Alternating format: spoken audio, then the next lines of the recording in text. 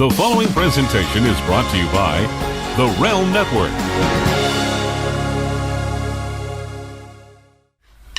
It's right about time again to swerve again, confuse the general fans again. Add another swerve and then... Oh shit!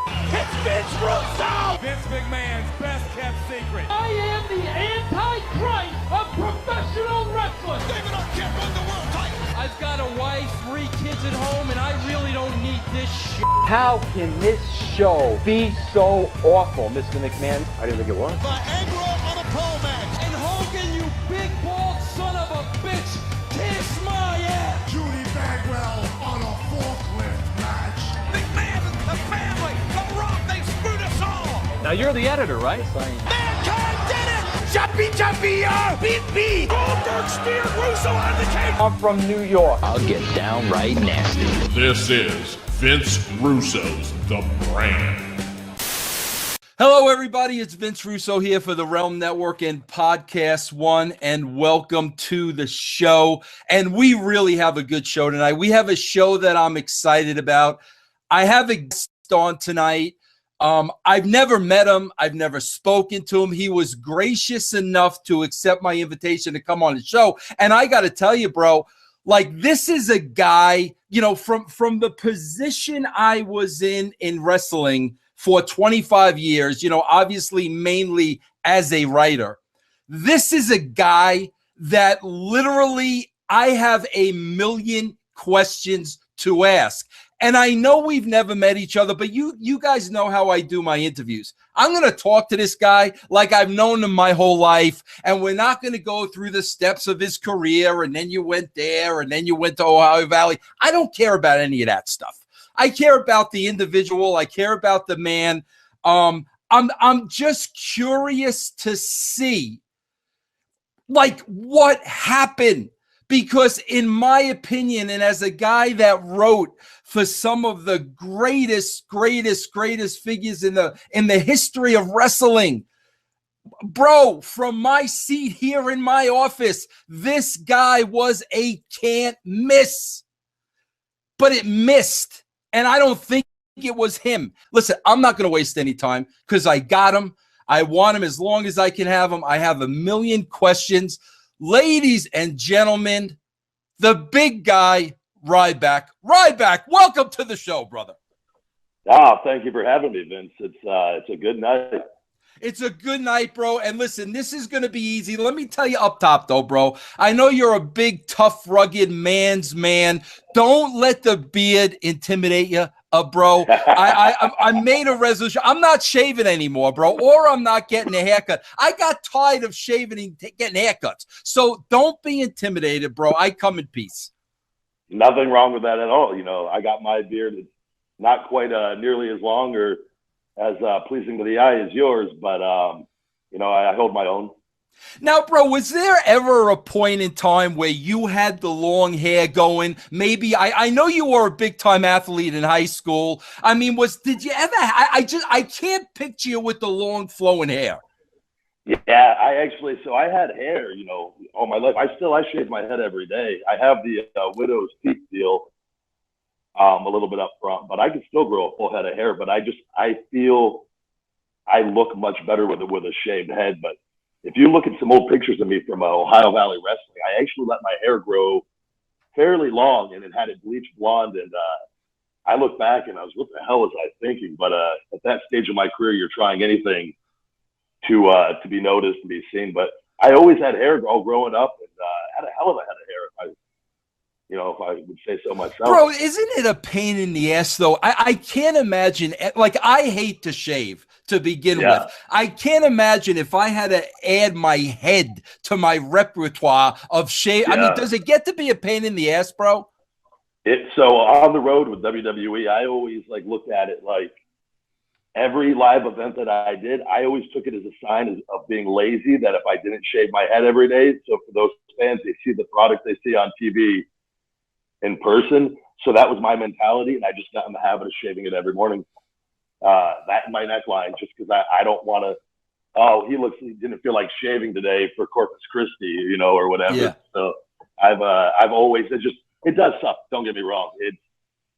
It's easier to not have to do it, but after you get, it's like anything else, you adapt. Yeah. Now, bro, listen, I feel almost a lot of times on this show, like I've worked with so many people. So a lot of times when I bring guests on the show, like I know them, many of them I worked with or I've at least met. I kind of feel, bro, like we're on a first date here. Like, and right now, yeah, we're going through the feel through process, bro. The first couple of questions, like, how are you feeling on this first date with Vince Russo right now? What's running through the mind of the great Ryback? I told you this before when you contacted me that I haven't done a lot of interviews since leaving WWE as far as, because we got hit with a bunch of them right off the bat. And I did a couple, things for ESPN and Sports Center or Sports Illustrated, take that back, online. And I didn't want to, I think you got to be careful of how much you talk about over and over again. Because I'm just trying to tell the truth from my perspective and everything that I went through. And I think if I were to go and do 30 or 40 interviews in a row and it's kind of the same thing, it might come off as bitching and whining. I've listened to your show and I've listened to, I don't listen to a lot of podcasts. I'm usually listening to audiobooks and things like that. So, and then I think you're going to ask good questions. And it's not going to be the same questions as other people. No, not at all. Yeah, because I'm interested in you, bro. I like getting in the head. I like trying to take apart like what happened, and we're going to get to all that. But bro, first of all, like listen, wrestlers are like gypsies. You guys are all over the world, all over the place. Now, bro, you were born and raised in Vegas. And still in Vegas. I mean, have you lived in Vegas your entire life?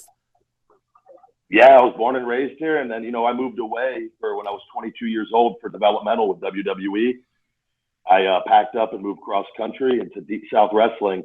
But I was gone for 7 years on that journey through developmental. And I was released in there one time and out of wrestling for about a little over a year and going through those struggles. But I was gone 7 years and coming home maybe once for, Thanksgiving once a year.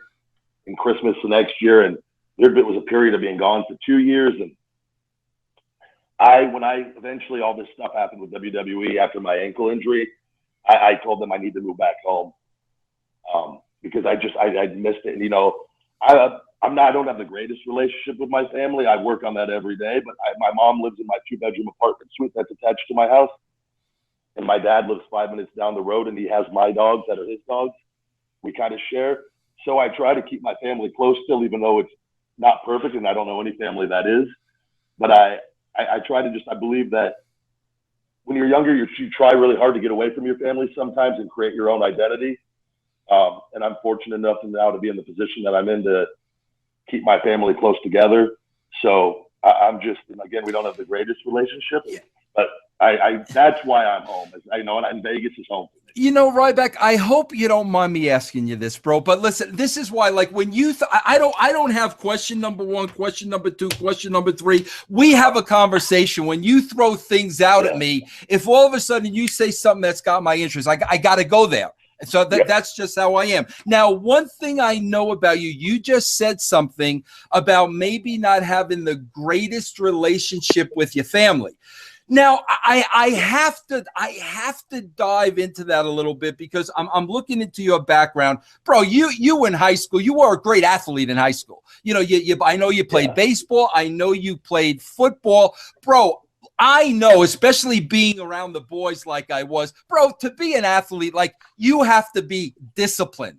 There's a lot of discipline that goes into being an athlete. So now when I see you're an athlete and I saw how serious you took your wrestling career, I think of discipline. I think, well, this was a good kid. This wasn't a kid that grew up and got in trouble. But then you mentioned there was a little strain there with the family. So it just piques my curiosity, if you don't mind me asking why.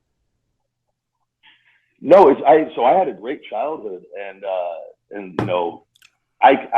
say the word great. So I go over to my dad's every day. I swing by for 20, 30 minutes to go see the dogs and to see my dad.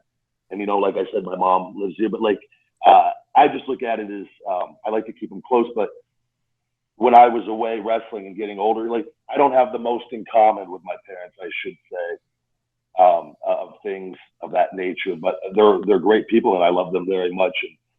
And nothing as far as childhood, everything was smooth sailing pretty much.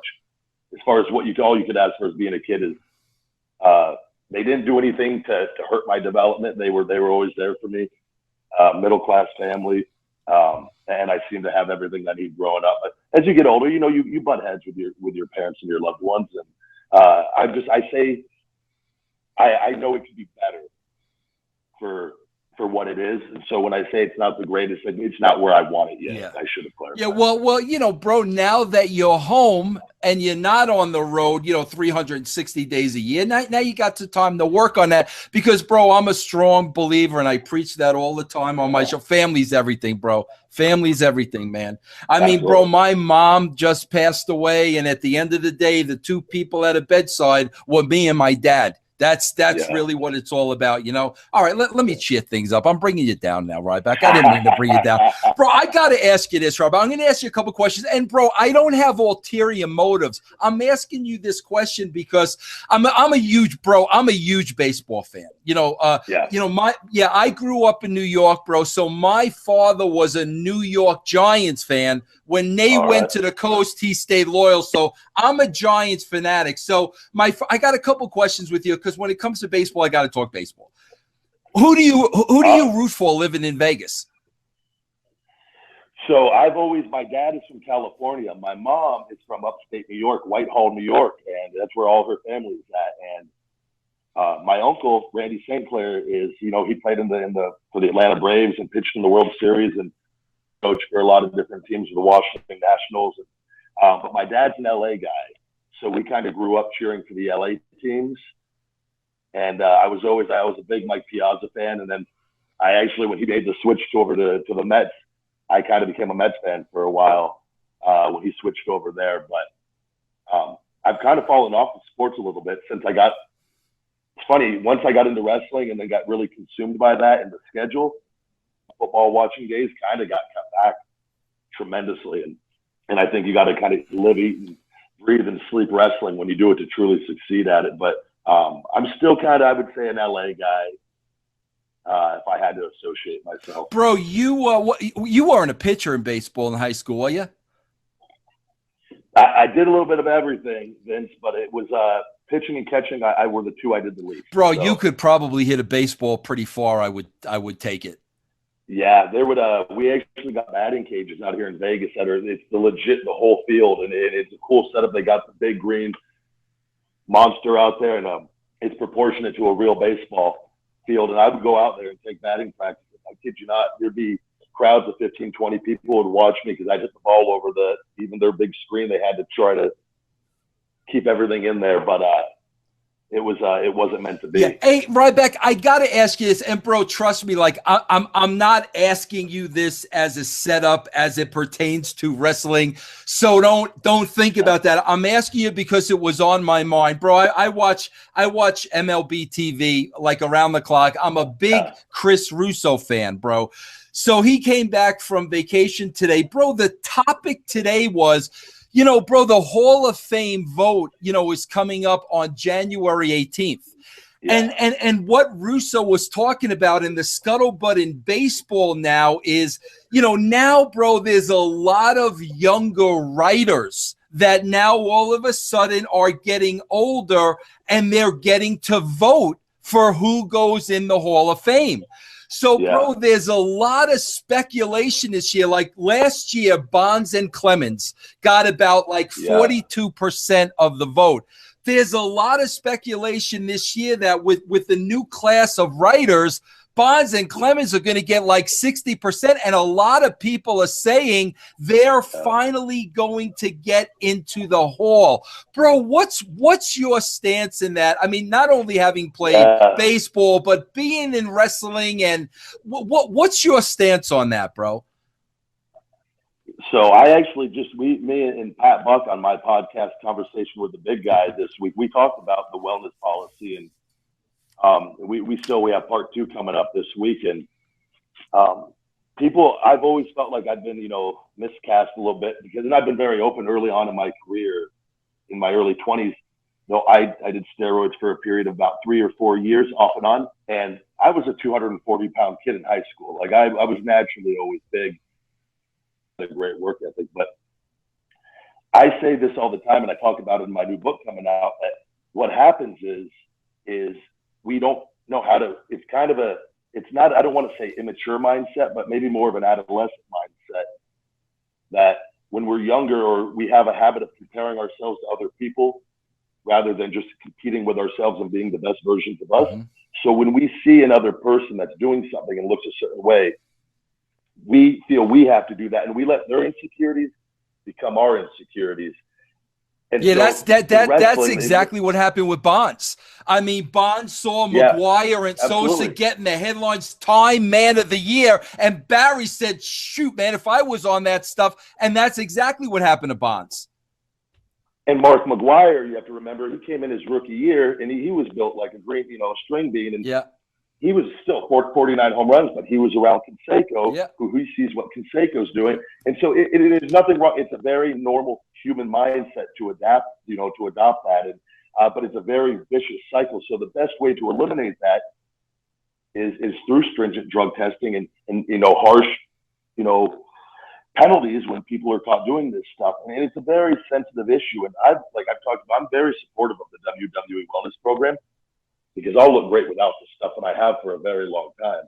And I know the work ethic that goes into it. But when you're talking about something like this in baseball in that period, how many of the guys were doing it and whatnot, does it change that what they still did what they did?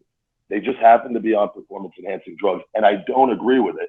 But does it mean that their entire career should be? I don't know. And I know it's such a sensitive issue, but like Bonds and McGuire were talented before they ever touched this stuff. Yeah. And I would have loved to see their careers without, because those are two sports that I personally feel you don't really need that stuff. But I think it just got so popular at one point, and everyone was doing it, or everyone was more willing and open to trying it. So I think ultimately they're going to get in, because I think those younger writers, they equate those guys with a good period of their life where it probably created some pretty cool emotions, and they were a part of that huge, rise in baseball and that entertainment factor when, Sosa and Bonds and McGuire were hitting the balls 500 feet. And but I think people, we're so close to that steroid period where they were legal. That's why I talk about, for me, and starting my supplement line and doing my book, I want kids to know that they could have success at a massive level, not doing that stuff and look great, because I achieved everything I did in my career with WWE. So, Ryback, let me ask you something though, bro, because I'm split on this, and I'll tell you why. I'm split on it. Because first of all, is it cheating? Is it illegal? Yes. Let's talk about wrestling now. If guys are doing it in wrestling, they have an advantage. And what I don't like about it is if they have an advantage, now there's pressure for other guys to get on it that might not want to be on it. And bro, if they don't know what they're doing, it could do great harm. But now, Ryback, I look at the other side of that argument, and here's the other side of the argument. Bro, I witnessed firsthand your schedule, what you guys put your body through, working hurt, working tired. I witnessed that firsthand, and I know with wrestling, bro, you got a short shelf life.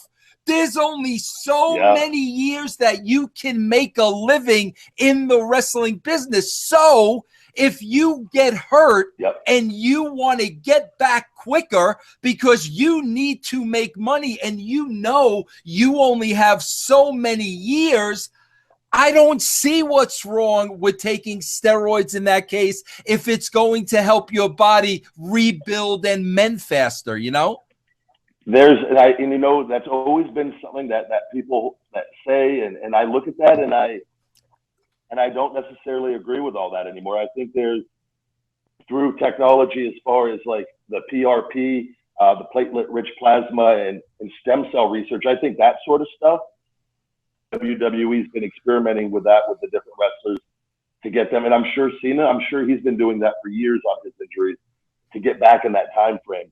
I don't think steroids and things of that nature necessarily quicker. And granted, I think if you have a stringent rehab program and you have proper nutrition with the advancements that we have today, I think you're going to get back and you'll be just fine. Because there's guys up there that are still back in a great timetable on their return, and they're not taking anything anymore.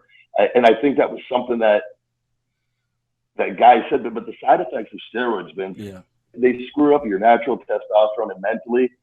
That it's up to Vince, and that's why the WWE, and then they have that schedule. It's up to them to control that a little better and not make guys that have to do that, because that's something they shouldn't be forced to have to do in order just to make a living. And I think that falls on him, and that's his responsibility. Ryback, let's talk about that for a second, bro, because I'm good friends with one of your neighbors out there, the great Disco Inferno, Glenn Gilberti. Yeah. Bro, have you ever visited Glenn at the club over there? No, but my ex-girlfriend. Yeah, so you got some dirt. You got some dirt from me. What do you got? No, there's no dirt. She says that he's very nice and checks her in every day. So. He's a great guy. But here's the reason why I bring him up. Let's talk about this. And again, bro, I have no notes. It's just kind of where the conversation's going. Okay, Glenn. Yeah, Glenn is a very intelligent guy. And he takes great pride in his body. And him and I have this talk many times. And, Glenn has told me, he admits he took steroids, and he's told me, Vince, there is a correct way to do it. If you're under a doctor's care, there is a way where you could do it where it's not going to do any long-time harm. You could do it in a very safe environment. Now, with that being said, Ryback, we just talked about, I think it was 99, Maguire and Sosa. Yeah. Bro, arguably the biggest year in baseball, because that's what everybody was talking about. Well, bro, let's go back to the glory days of wrestling. I'm sure you and I grew up on a lot of the same guys, bro. We grew up on the superstar Billy Grahams. We grew, I had the pleasure of knowing Scott Steiner and Ken Patera, and the list goes on and on and on and on. Yeah. All of a sudden, Ryback, now we have the wellness policy. Now we take steroids out of the game. And, bro, this has been my biggest freaking beef. Wrestlers don't look like wrestlers anymore, bro. And I know for a casual fan like me, bro, I started with Bruno Sammartino. For a casual fan like me, you expect a wrestler to look a certain way. In your mind, a wrestler is supposed to look like a savage, or a warrior. I can go on and on and on. Bro, when I watch the WWE today, it just kills me that I feel like any regular looking guy can walk on and be a wrestler today. Yeah. To me, as a casual fan, the appeal always was the wrestlers were larger than life. When I saw a wrestler come down the runway, no matter who it was, I'd be like, that guy could freaking eat me for lunch. Let's face it, bro, steroids probably had a lot to do with that. We've eliminated a lot of that. But with that, wrestling has lost a lot of their casual fans that liked to see the genetic freaks. And that was one of my things that always frustrated me with my situation. And I've spoken to Vincent Hunter multiple times. And I talk about my ankle situation on my podcast and why the things I think they happened the way they did. But that ate me up more than anything, knowing because I don't do steroids. I don't do HGH. Have I done those things in my earlier part of my career? Yes. I look the way that I look through my mind and my hard work, and it is very rare. There's nobody up there that looks like that. Nobody. Mm-hmm. Frustrations with them on not protecting me and using me better. And that was one of the reasons why when I was used in a better role early on, my numbers were so good, is because it was very easy for people to believe in me. when you don't see guys that look like me every day. So that was always one of the things that really, really frustrated me, because they were willing to not maximize that. And I had to leave eventually, because it wasn't, this is their world, their empire. They make the rules. I can't control the outcomes of these things because it's out of my hands. I got to get out of there. But I agree with you. It's not easy for guys. It takes a proper nutrition plan and workout plan, and being day in, day out. I'm in the gym at least 3 hours every day. I'm doing rehab work, core work. I'm doing 100 burpees, 150 burpees, 200 burpees on some days. It takes work 8 to 10 meals every day. It is a job in itself to do what I do to look the way I look. So that is why I was always frustrated on that end. I could better. But these guys, it's not easy. It's not. Well, Ryback, let me ask you, because, bro, you got to understand something. As we sit here and have this conversation, I had a relationship with Vince McMahon. I was connected to Vince's hip for almost 5 years. I know Vince McMahon.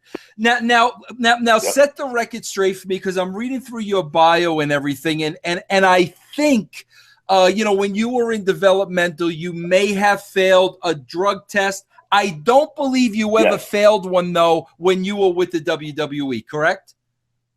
Not at all. Only that was in developmental at Ohio Valley Wrestling right after the story on that was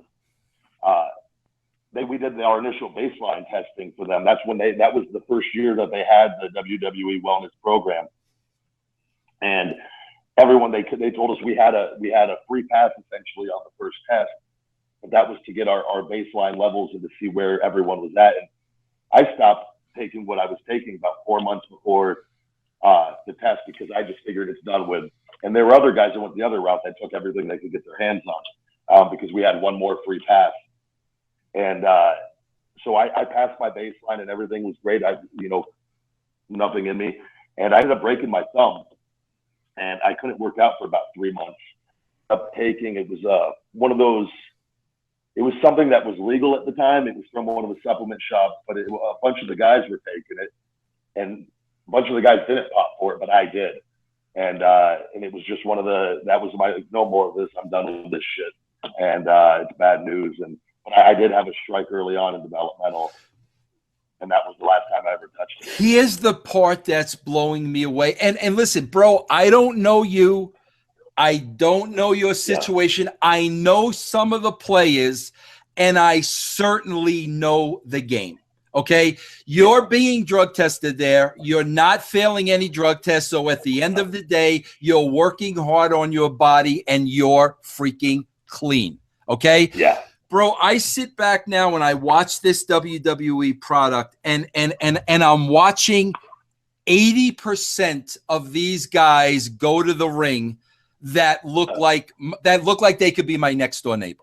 Now, you got to understand, I worked with Vince. I know Vince. Vince said to me, bro, the first thing Vince told me is, Vince, if you want to be a star, you've got to act like a star. You've got to look like a star. What I'm getting to, bro, is I look at you. You're a Vince McMahon guy, bro. Like, there's no question about it. Here you got a guy, he's going through every drug test, not failing anything, working hard, looks like a freaking wrestler. There's money to be made. No doubt a Vince McMahon guy, as he's looking at so many guys on his roster under 6 foot tall. Bro, the only thing that rings through my mind, because I know how it works, is jealousy. And for them to miss on you, bro, I just have to assume there had to be a lot of politics involved, because, bro, if I was writing for you, and Ryback, listen, let me make people understand this too, okay? Yeah. I've worked with guys that have looked like you, but, bro, when they had no personality and they couldn't cut a promo, the look was only going to take them so far. You know, so Yeah. it wasn't, okay, they look like Ryback. These guys are going to go to the moon. They're going to be over. There are other parts of the game you have to have. Absolutely. I saw those parts of the game in you, bro. Bro, you went down with an injury. You came back from an injury. This was about 1.5 years, 2 years ago. They gave you the mic in the ring, and you gave like a shoot freaking promo. And I was like, hallelujah, bro. They gave the guy the mic. They're letting Ryback be Ryback. Bro, I don't think you ever spoke again after that. It was like one and done. But here's my question, bro. And please be honest with me, because I don't. If I was writing for somebody like you and I failed to get you over, I would expect to be fired. You look, act, smell. You are a Vince McMahon type of model. What happened, bro? I was never meant to be anything there. And I talked about this again on the podcast, where after the Nexus period, during the Nexus, I broke my ankle in a match in Hawaii. I popped up in that match. I kept wrestling. I spiral broke my leg all the way to my knee.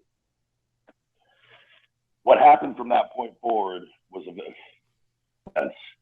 where WWE, a surgery where I was supposed to be out for maybe 3 to 5 months with just broken bones. The doctor botched the entire surgery, did a bunch of nerve damage to my leg. This was, and I talked about this in detail more, and then I'll save you all the details. But essentially what happened is WWE tried to fire me 1.5 years after this. Cleared, where they told me they took the metal out of my leg. I had a bunch of metal all on my leg. I told them to take it all out. They took all the metal out, and the doctor said that I might have a chance to wrestle again. This was after 3 doctors told me that I wouldn't wrestle again. So WWE, I hadn't been cleared yet. They called me to fire me, John Laurinaitis. Fire me. I stopped him in his tracks right there. I cut a 20-minute promo on him because I knew everything that I'd been through in that period, and there were a lot of screw-ups on the WWE end that put me in that position. And all I had done was be a good soldier and did everything that was asked of me, and doing rehab all day from morning to night. And nerve damage is a very tricky situation. And if you look at like Daniel Bryan and whatnot, it's out of your hands on a lot of it. And it was a very powerless feeling to have any power over that. But I had to get attorneys, and I had to fight to keep my job because they wanted to fire me and sweep me under the rug because they thought I was damaged goods. I wasn't damaged goods. I told them in 1 year from this period, I would be the hottest superstar on their roster, and to give me an opportunity to earn my money. So I butted heads at that point with Triple H quite a bit. Hold on, let me stop you right there, Ryback. Don't lose your train of thought, though, because you said something very key. Yeah. So at that point, did you have to bring attorneys into the picture? I had a full team of attorneys where I was looking at my options because WWE was they'd already tried to fire me. They sent me my paperwork. They told me I wasn't fired though. So I had to go get attorneys to start looking at my options. Yeah. That right there could be, you and I both know that right there could be the kiss of death. The fact that, you got to hire attorneys to protect yourself and your brand. But, bro, we all know the WWE, and they don't like dealing with attorneys because now all of a sudden you show them, guys, I have a brain in my head. I have a contract. I'm not just going to go away. So, I mean, could that have been the beginning of the end, just getting attorneys involved? No, that was 100%. That is exactly what happened, Vince. And I've always said, and I talked about this in other interviews a little bit, that at that point in time, I was 29 years old. My dream and my goal was to become a WWE superstar, and I had a small taste of that with the Nexus. And I told them, and I was very clear with them, all I want, I don't want these attorneys. I just want an opportunity to earn my money. Please bring me on the road. You don't have to give me vignettes. TV, I'll get myself over. Please just give me an opportunity to earn my money. I told them that repeatedly. As you know, WWE likes to punch you over and over. They don't like to be punched back. I knew right then and there that I was going to have an opportunity to live my dream by doing what I did, because if I didn't do that, Vince, in the WWE, I would have been fired. Mm-hmm. Ryback would never have ever been there. So for me, I had to do that to give myself a fair shot at doing what I'd worked my entire adult life for. But at the same time, when I got red hot in 2012, when we were using me in a good fashion, number 2 merchandise seller in the company, and I was on the right, they wouldn't make more stuff for me, where now they can't make enough stuff for guys when they're getting hot. I was butting heads with them along the way, and I knew, I didn't think they were going to throw it away because the numbers, everything were so strong. But back in the back of my mind, I knew everything tied back to that ankle, and that I was never going to have an opportunity, Vince, to get as high as I want. And Vince, they loved me. They used me, and I made them a lot of money. And when we say I wasn't WWE World Heavyweight Champion, but they made as many action figures of me as anybody. Merchandise-wise, my numbers still did solid while I was there. And I made them. I was booked on every pay-per-view and every live event. And I was used in a good fashion on some nights still. But Vince knew how to screw with me and my momentum enough to keep me just lingering in the middle, because he knew that ate me more than anything based on talks he's had. He knows how obsessed I am with success and being my best. And what better way to get back at a guy than to just kind of keep him teetering in the middle. You'd see me get hot a little bit there, and then they take it back away. They would never totally job me out. It's a vicious pattern of Vince and them. And I finally, when I saw this all going on early on in my career, that's when I chose to start riding alone and educating myself, different things. And then I was going to, instead of them using me, I was secretly going to use them. And when the time is right, I'm going to get the hell out of here. And that's exactly what I did this past year. And I've gone on to do the things they wouldn't let me do. And I'm going to make myself a success with their money they gave. You know, Ryback, that's the one thing that was always just unbelievable to me about the wrestling business. And I tell people this all the time. I tell people, I cannot describe to you what egos are like in the wrestling business, because a civilian would not understand. You would never understand the level that I'm talking about. And the fact of the matter that here you are, your money, no doubt about it. And like I said, not the look, bro. You had all the tools, but here you do the right thing. You've got to protect your career. You got to protect your brand. You if you don't get an attorney, you're going to get screwed. But bro, the minute you get that attorney, like, deep down inside, the old man's never going to forget this. Yeah, and it was something that I had no choice. I would have been 29 years old. Literally, I wasn't making any money at that point. I hadn't done anything up there. You're living week to week on developmental pay. And after being off the road up there and being up there just shortly with the WWE, and it was something, and I couldn't walk. Vince, I had my ankle. I still have nerve damage to this day in my ankle and leg, where my big toe still doesn't go up. And it was at that point I was having trouble. Like, my foot was wobbly walking. I was forced. I had no choice. I shouldn't have gone back wrestling when I did. I had no choice though, because if I didn't go back and wrestle, I'd already been out a year and a half. For me, I had to get the attorneys to give myself any sort of shot at doing anything at that point with wrestling anyway. So now when you talk about, okay, so now you get back, you went through all this with the attorneys. You mentioned there, you butted heads along the way. What was that business? Was that creative? What is a combination of where did the headbutting come in? They tried to, after firing me and realizing that they probably legally couldn't fire me with everything that had gone on, knowing they couldn't. Hunter, then the next step was they were going to put me back in developmental again after I'd already been released out of developmental. And that's when I really had to stand up for myself. And I told them I'd move. I called them and told them I was moving home. And then I want to go back on the road, just put me back on the road. And I packed up and I left Tampa and I moved back to Vegas, because I knew if I stayed there, if they would have put me back in developmental, they would have left me down there for a year, maybe two. And with my ankle, the way that it was at that point in time, I could barely. My first match back was a year and a half against Alex Riley on the WWE live event. I hadn't even had a match yet. And I came back into the 8-minute match after being out a year and a half with my ankle still wobbly and had to tape it all up. And it took still about another 4 or 5 months for my ankle to start getting back under me with all that nerve damage. But it was just one of those situations where I knew I couldn't let them put me back in developmental because I've seen that card played out before. Yeah. Okay, so they do put you back on the road, but I mean, can you immediately? Can you? I mean, bro, I could tell. Obviously, you're an intelligent guy. You know your surroundings. You know what's going on. Was it just a matter of time before you said, "Okay, I got it," and you basically knew they were not going to make this easy for you? It was so. After being back up there and doing dark matches for about half a year, from December to maybe about 5 months, actually, there are 4 or 5 months of doing dark matches, and then name back to Ryback, getting rid of the Skip Sheffield name, and then meeting with Vince and Hunter. Then Vince at one point too, like they would screw with me. Vince told me he thought I was fat when I was back on the road working. That's why he put me in the singlet, is because he told me I needed to lose 30 pounds. So you could say the screwing around with me. I've never been fat one time at any point in my life. Injuries and so like even then I was looking like he wanted to put me in a black singlet, and then I airbrushed it.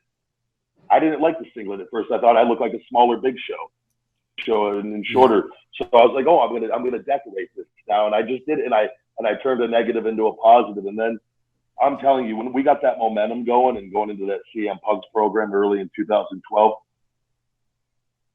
I didn't think in a million years they were going to throw that away because the numbers were so good. Yeah. And I just knew it, but they can put a piece of shit out there and tell you that that's the WWE World Heavyweight Champion, and because that's what he does. And he might not sell like former champions did, but he'll still make Vince money. And like I said at the end of the day, he doesn't care if he's making $300 million a year or $150 million a year. He's going to make the $150 million and do what he wants to do.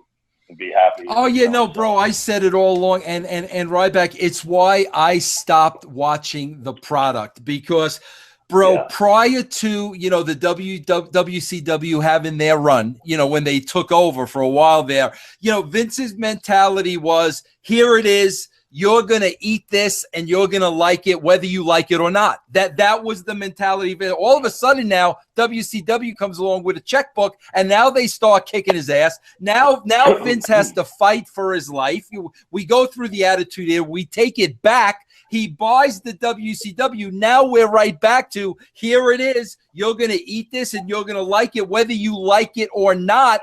And me, as a traditional long-time wrestling fan, no, brother, I don't like it, and I'm not going to eat it, and I'm not going to watch it. Here's the thing that drives me crazy, bro. From my perspective, where I sit, bro, when I don't see any creative effort, I just go out of my freaking mind. And here's what I was seeing with you every week, bro. And I'm not saying this because you're on it. You can go back and listen to my old shows, bro, when you were on Raw. Yeah. You took the gimmick, the feed me more, the color, the fire. You took that, bro, and worked it every single week. But they weren't giving you anything else. You were working with the basics, because there comes a point when you got to depend on writers. You got to depend on storylines. You got to depend on program. And I could see you every week. I like to call it, bro, making chicken salad out of chicken shit. And I could see you every week doing that. And I would say to myself, how is Vince not freaking capitalizing on this guy? Yeah.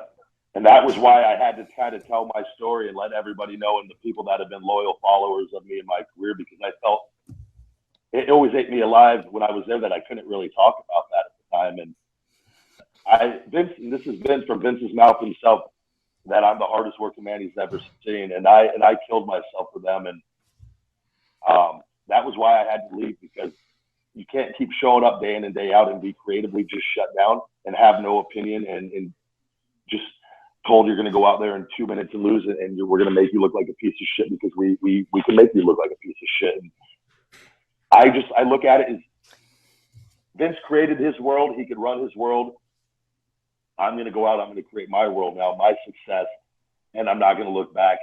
And because I could talk all day long about this and will tell you and point out all the different points in time. Another great point when I came back is when you talked about for my injury, my groin injury, they had me come back as a babyface again because they needed another babyface, and was out or something at the time. And I come back in San Antonio. This is after that horrible Ryback run. They put me out there. I go out. The crowd gives me, you know, the standing ovation and the feed me mores, and it was like I was back again. And so they bring me back, and they plug me right back into the main event storyline of Team Authority or Team Cena. Which side is Ryback going to, the big hot free agent, going to go to? They build me up like I'm the whatever side that I go to was the story that was the team that had the advantage. And then what do? They put me on Team Cena, and they had me be the first one eliminated. They did things like this to me time and time again, where if you're a fan watching, you just go, it doesn't sit well with you, even like, and looking the way that I look and performing how I can perform. It's not real. It's not real. It's not realistic, bro. It's just not realistic. No, but it took them a while to chip away at me because, like my first that main event run, they had me lose 7 pay-per-views in a row, culminating with me falling on my face at WrestleMania against Mark Henry, which I fought for my life to try to not happen. But Vince, I always did what I was told at the end of the day, and I made my arguments with it. He told me what he wanted to tell me, and then I had to do it. So I went out there because I was a good soldier, and I did it. But my merchandise sales were at an all-time high after 7 pay-per-view losses. And then finally, doing business with Cena and going through him, then Vince took away all my merchandise. Which, if you have a guy who's number 2 for your company, why are you going to tell him no more merchandise? Because of my ankle story and everything that went on with that, and they just chipped away over time, and it's fine. He was allowed. That was his decision. It's his company, and I let him do it because I was a good employee. Now I got to go out and be a success on my own. Ryback, I have to ask you this, like, bro, when you just said the chipping away, bro, and this could be a life lesson to anybody listening to this show. They don't have to be a wrestler. This is why I'm asking you the question, bro. When you say they're chipping away, they're giving you finishes. You're going to be the first one eliminated in the Rumble. Mark Henry, and bro, they're pitching you this shit, and they're selling you this shit, and you're smart enough, and you're like, listen, this sucks, this is wrong, but I work for you. Like you said, I'm going to be a good soldier. You pay me. I'm going to go out and do whatever I want. But I got to ask you, bro, as they're doing this to you time and time and time again, where do you get that level, Ryback, to basically be able to go out there and perform and not show that it's affecting you? Because, bro, listen, we're all prideful people.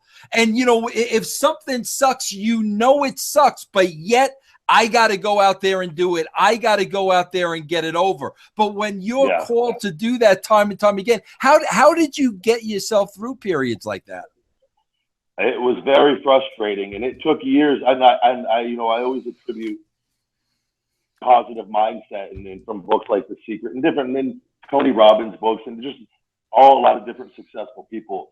I take pride in taking negatives and turning them into positives, but my mindset is, and at the end of the day, though, he has the control over it. And I cared so much about this, and he knew ultimately that I was still happy for quite a period, even because I would find things that made me happy. And I always went out there and I gave it my all, and I would do my job. I would try to make my opponent look as good as I could, even though I didn't agree with how I was being used. But it took time. It took way longer than it should have because of my mindset. But that is why I started preparing, like I told you. I have to get out of here eventually.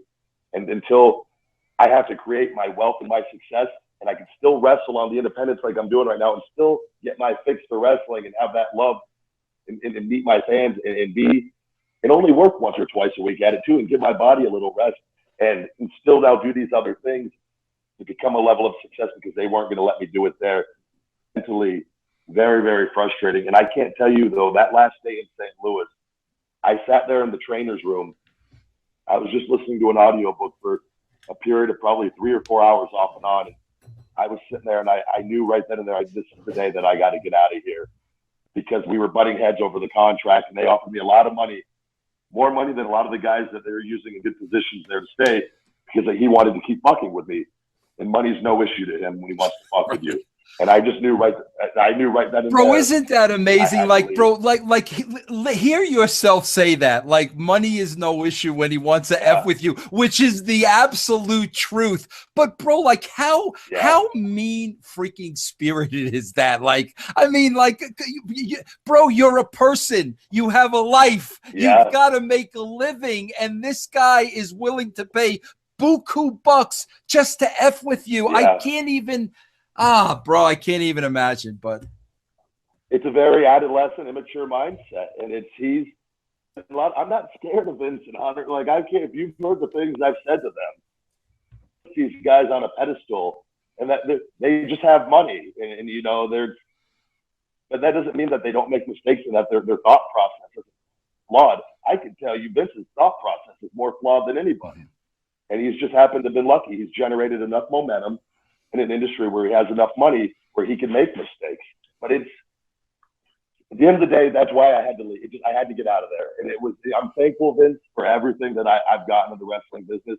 And I don't hate Hunter and I don't hate Vince. I agree with these guys. A lot of people that are there, they're afraid to stand up and say what's really on their mind and what's going on. And I never once went in to change a finish or anything of that nature, but I told them what was on my mind from day one. And that's something you do as an adult, and I never disrespected them. I always communicated, you know, like I thought that I would like to be communicated to. And they might not have always liked what I had to say, but I didn't always like what they were doing to me. So it was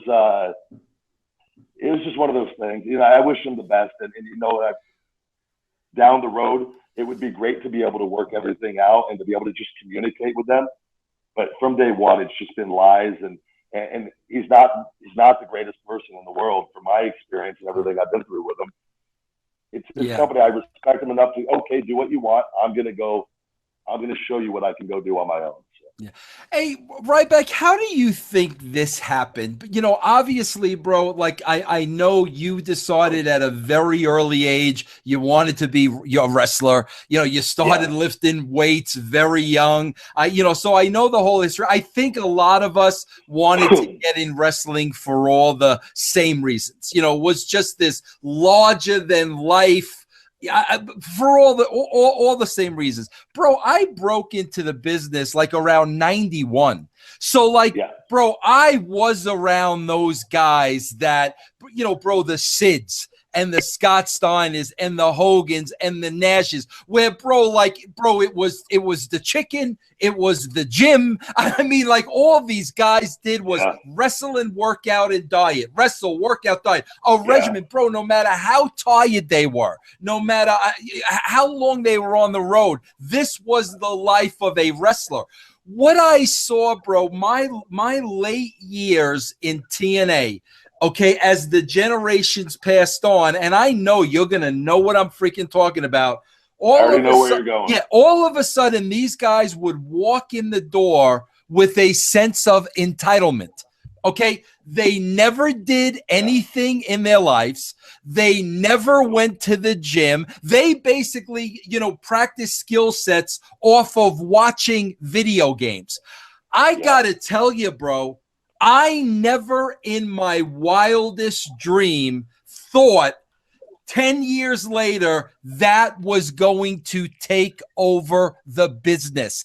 And it has taken over the business. The casual fans are gone. They have their slice of the pie right now, and they're trying to hit everybody over the head for as much money as possible, but they've lost the casual fans. Bro, here's the age-old question. How did that happen? How did this take over the business? I think the views on this, and I think for performers too, and being a wrestler, especially at the WWE level, so the whole illusion is that we are real athletes, and we are out there performing and really fighting. You want people to suspend their belief and believe they are watching a real fight, whether they are or they aren't. You do not want to remind them they are watching phony pro wrestling. Right. And a lot of guys of today, they don't. When I talk about being a WWE wrestler, I feel like you need to have all the tools, and I feel like the look is a huge part of it. It's not just being all jacked up and muscular. It's just taking care of yourself, because if you are a UFC fighter or you're an MMA, if you don't train and you don't condition your body, you get your ass kicked. And there's many other things that are involved in that, and learning different skills and the different arts. But at the end of the day, you conditioning and taking care of yourself and being as strong as you possibly can, it helps create a better package going into a fight. And I feel like today, a lot of the guys, that's something that they've skimped out on, and they don't take it serious. And because, Vince, I'll tell you, without steroids and HGH and things of that nature, it's very, very hard. Of course it is. Of course. Which is why I'll toot my horn all day long on that, for how rare that I am in today's day and age of professional wrestling.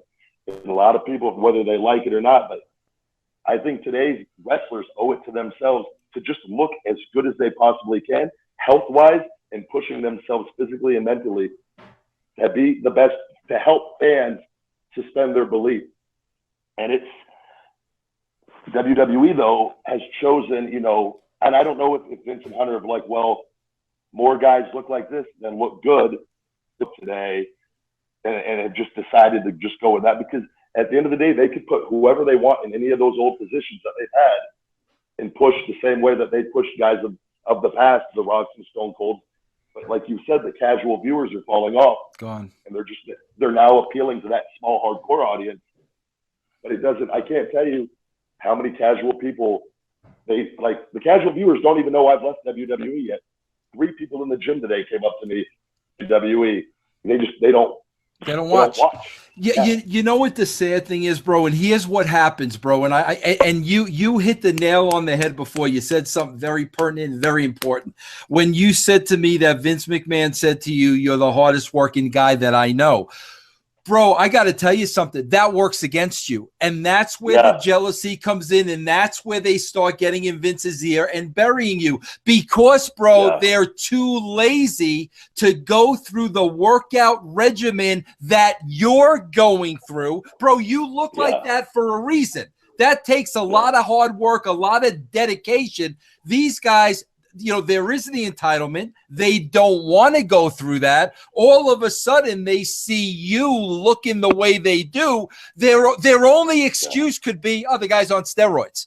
No, the guy's working harder than the rest of you guys. But that's what I'm saying, bro. So think about it. It's almost like the harder you're working and the better you're looking, bro, that's working against you in wrestling.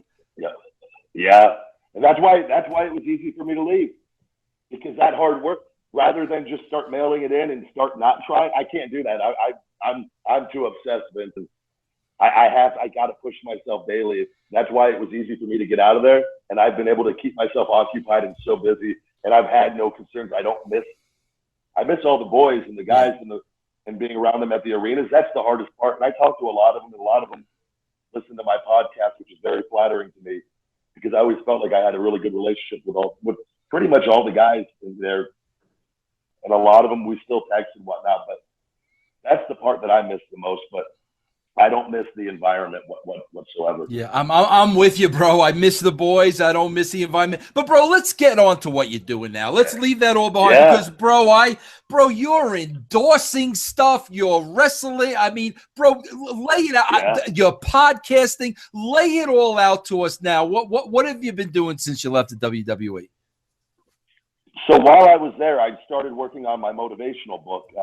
Probably about my last year there, that wasn't easy because, as you know, at the arenas, you have a lot of downtime, waiting for the show to come out, and the ring's not up sometimes. And so I started in my hotel room at night, and whether it was 20, 30 minutes a night or an hour at the arena. And so finally, coming out here on the 9th, on Monday, Wake Up, It's Feeding Time, the motivational book by the big guy Ryback reads. And 236 pages, and it's going to have a little bit of something for everybody in there. It was something for me. It was something I just personally wanted to do, and I love helping people. And wrestling-wise, that promo I think you were referencing in the past was I had to go to Vince and fight for him to let me talk about the secret in this motivational book that changed my life. Mm-hmm. And that one promo, more fans come up to me on and thank me, telling me, thank you for just telling the truth and being a human being. Because it related to them because they wanted to see more than just the feed me more monster. I always said the best wrestlers, Kurt Angle, The Rock, the Stone Cold, you can have a sense of humor. You can be funny. Red light is on, you're an ass-kicking machine. And nobody ever questioned me once when that red light was on. So it felt good to be able to go out there and share that. And so for me, that motivational book, this is a way for me and with my podcast to talk and help people, because a lot of wrestling fans have issues, man. I think a lot of people in general, but wrestling fans in particular, I think there's something that attracts them to wrestling, and their lives aren't always perfect. So for me, it feels good to be able to do that. And the book isn't anything that's going to make me a millionaire or anything like that. This was just a way for me to share what I've learned and my experiences, help some people in the process. Feed Me More Nutrition, my supplement line. That was something I've been wanting to do now for years. And it's an all-natural supplement line that I started. It's actually launching here Friday the 6th on feedmemore.com. Going on right now at allpumpyouup.com. They're shipping out the following Monday the 9th for I'll Pump You Up. And it's, to me, it's something I'm passionate about. And I look the way that I look through my hard work and my nutrition and my diet and the supplements that I've taken over the years. And these formulas, there's all things that I've created with the company, the manufacturer that I'm working with. They're the most expensive formulas ever created. And I'm going against the grain a little bit with this. A lot of these supplement companies, they'll create a very cheap formula and sell it for 40, 50 bucks and promise you the world.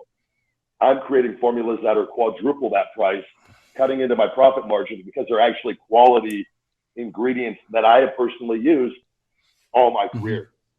So that is just doing things like this now and starting the podcast, Conversation with the Big Guy. Things that I wanted to do up there to have a better relationship with the people and control the image that who I really am, rather than who they want to tell people that I am.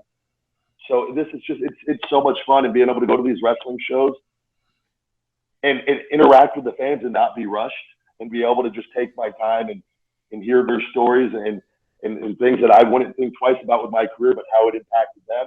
It's a very humbling process, and I'm very thankful right now that I was strong enough to walk away from the WWE and turn down all that money to take this chance that I'm taking right now, because at the end of the day, I'm a lot happy. Yeah, and bro, the beautiful thing is too, you still got your age going for you. You know, you're healthy now. Bro, you got to, man. I'm telling you, just in this very first conversation I've had with you, bro, you got to get out there and do some motivational speaking. Oh, thank you. That's one of the goals here with the book.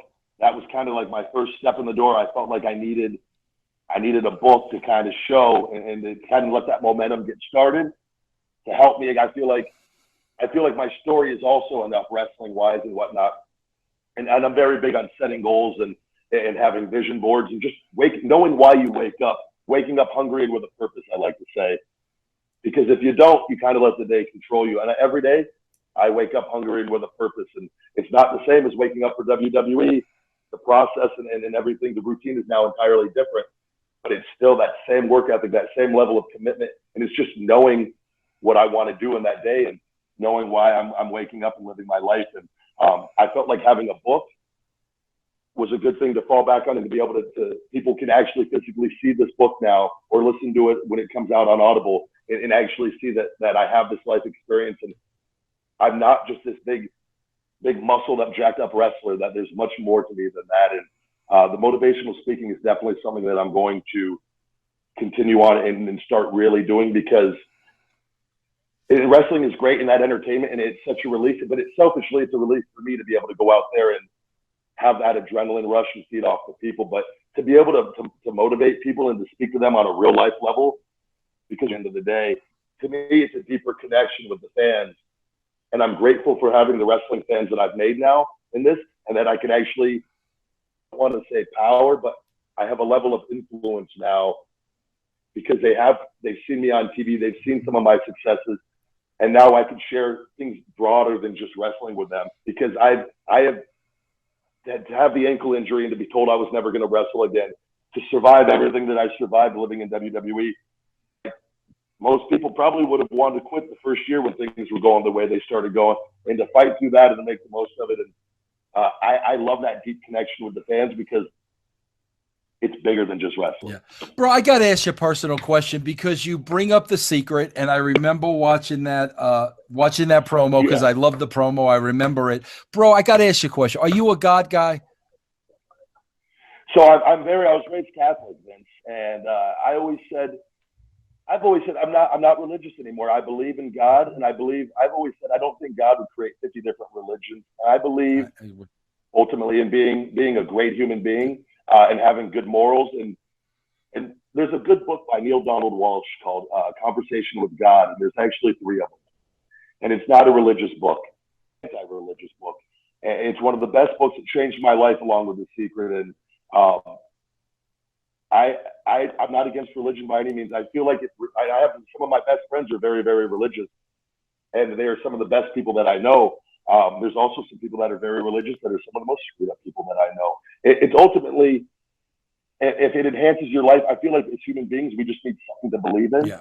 And I don't think religion is a horrible thing to believe in by any means. It can come from it. And I have a lot of my morals from how I was raised. My mother was very religious growing up. So, and she instilled some good morals in me. So I will never tell another human being what to think or how to live their life. I believe in God, and I believe in just being the best human being you can possibly be. Yeah, and I say that, bro, because I, like you, I was raised Catholic. I later on, became a Christian, which I believe religion is man-made. Religion makes their own rules. To me, a Christian is, I have it handy here, but I believe in the word. I believe in the Bible. I believe in the word of God. That's how I try to live my life. But here's the reason why I bring it up to you, bro. And I think you'll agree with this. I believe everything in our life happens for a reason, bro. And I believe you went through that WWE experience for a couple of reasons, bro. Number one, to make you stronger as a human being. But also, I believe, bro, number two, to give you a platform, to let people know who you are. Because, bro, the things you're talking about today and the things you're excited about doing today, bro, you can really go out there and change lives. I mean that from the bottom of my heart. Bro, if you take that book, and everything you've learned and your journey and go to high schools and start talking to kids and talking to wrestling fans, that changes lives. That's why, bro, so many times I'll sit back and I'll watch wrestling and I'll know, oh, bro, it's about, who's got the belt and who's the champion and how much money are we making? And I'll just sit there and I'm like, you guys are missing the freaking boat, man. It ain't about that. That should be giving you a platform to do greater things with your life. Yeah. And it sounds like you're well on your way, bro. And thank you very much. That's very kind of you to say that, and I can't thank you enough. And I agree completely with everything that you just said right there. And that was one of the things that I talked to Vince about actually towards the end up there. I wanted to go on a Read Me More tour. They had the Lex Express with the bus. Yeah. And I asked Vince, I said, what can I do to make this happen and to go out and start doing some motivational speaking, because I wanted to expand my brand and I knew from people coming up to me with that secret promo that I had something here bigger than just wrestling. And at the end of the day, they like to control everything there, and he wouldn't let me do it, and it ate away at me. But it was they wanted to keep you at a certain level there, and then I talked about this on my podcast. Hunter telling me years ago, there'll never be another marquee name there like John Cena. They're done with that. They don't want guys to have power and to have that much money. They want you to be reliant on them for your money as long as possible. And that's why my first year in wrestling, I started reading everything I could about stock and real estate, because I have an opportunity to make a lot of money here still, even though they're screwing with me, they're still paying me a lot of money, and I'm going to start investing this money. And that's what I did. And I was able to actually make more than what I should have made for that period of being there, to give me more power to have the option to leave, because they weren't letting me do these other things. And it's really disheartening, because I gave them everything that I had. And I don't hate them, but it's just sad.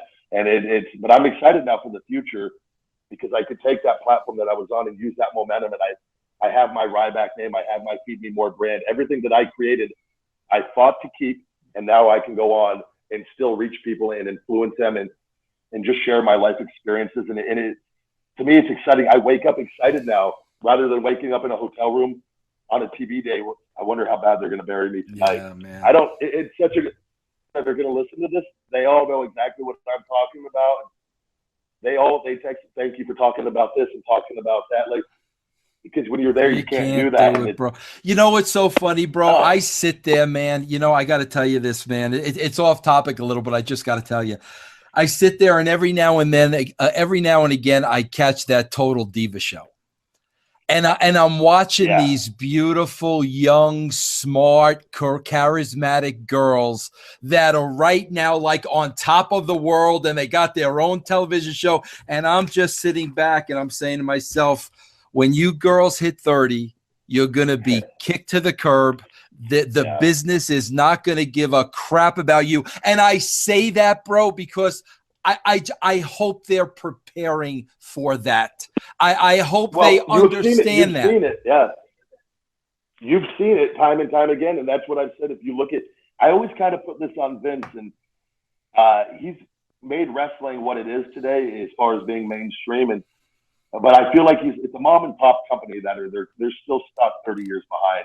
That, like, it's up to him before he leaves, before he dies, and I don't know when that point is going to be. I met his mother, who's like 96 years ago, and she was in perfect health. And the first thing she told me was, I hope my son's a good boss. He's going to live for a very long time. Yeah.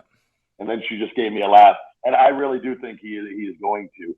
But it's up to him before he leaves. I feel like to make wrestling everything that it should be, to protect the performers. And, you know, there's no reason why wrestlers shouldn't have health insurance through the WWE and health and benefits and things of that nature. And that's a whole other conversation. We've seen time and time again, we have all this experience of seeing all these wrestlers dying young because the wrestling business is a very lonely lifestyle. And what Vince has done, they have hoarded out the wrestlers and keeping you on the road 4 or 5 nights a week. Guys should be working maybe 2 or 3 nights a week. Yeah. And it is a business, and they are making their money by just having this crop of talent, and they're signing more guys than ever now because they just take them out of the factory line and they can plug them in when a guy goes down and tell the fans, nope, this guy's just as great as the past because they built that brand up. Talk about it in the talent. The WWE uses you. And if you don't understand how to protect your brand and protect yourself, they will eat you up and spit you out. And that was what my ankle injury taught me, that this is a really shitty business. And I was a huge fan, and Triple H was my favorite for a long period. And to have the words that he told me at different points, and to hear that, I was like, wow, I hate the young version of me for believing in him and believing in this. You have to protect yourself and know that they will. Ryback, you know what happened to me, bro? Like I was his writer. I was the head writer. Regardless of what he wants people to think about the filter, please give me a break.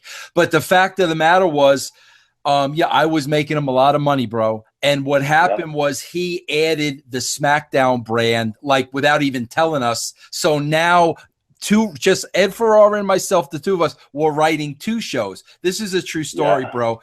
Bro, I was so burnt out. I didn't see my family. I didn't see my wife. They were so far on the back burner. Bro, I went into his office and I cried. In his office. I was on the verge of a nervous breakdown. And I said to him, Vince, I just want my wife to be able to move closer to her family, with my kids. I wanted to move out of state, but I said to him, I'll be here every day, even if I just go see my family on weekends. Okay. I'm crying, bro, a grown man crying, bro. He looked me in the eye. I don't know if you ever heard the story or not before, after everything I gave him. And he said to me, he goes, Vince, I don't know what the problem is. You make enough money now to hire a nanny to watch your kids. Bro, that was it. Bro, for an Italian from New York, that was it, bro. Like that told me right there, you don't give a crap about me. You don't give a crap about my family. This is over. And that's why I just wish, bro, some of those people will wake up before it's too late. Thank God, bro. You're still at a freaking young age. You're smart. You've got all this going. I'm excited just by how excited you are, bro. Thank you. And I actually, you talked about what you just said right there, and I always said this up there. And I had a good relationship with a few of the writers who ultimately, all the ones that I was ever friends with, they all got fired because they ended up standing up for themselves or whatnot, and Vince would fire them. But I always equate the writer's job to this, that you're a painter and you paint this beautiful piece and you spend all this time on it, and you walk in and you hand this man this beautiful piece and he rips it up and says, "That's shit, draw it again." And you go back and and this time maybe you don't spend quite the amount of time, but you still put your heart and soul in it, and you bring it up and he rips it up and it's a piece of shit, do it again.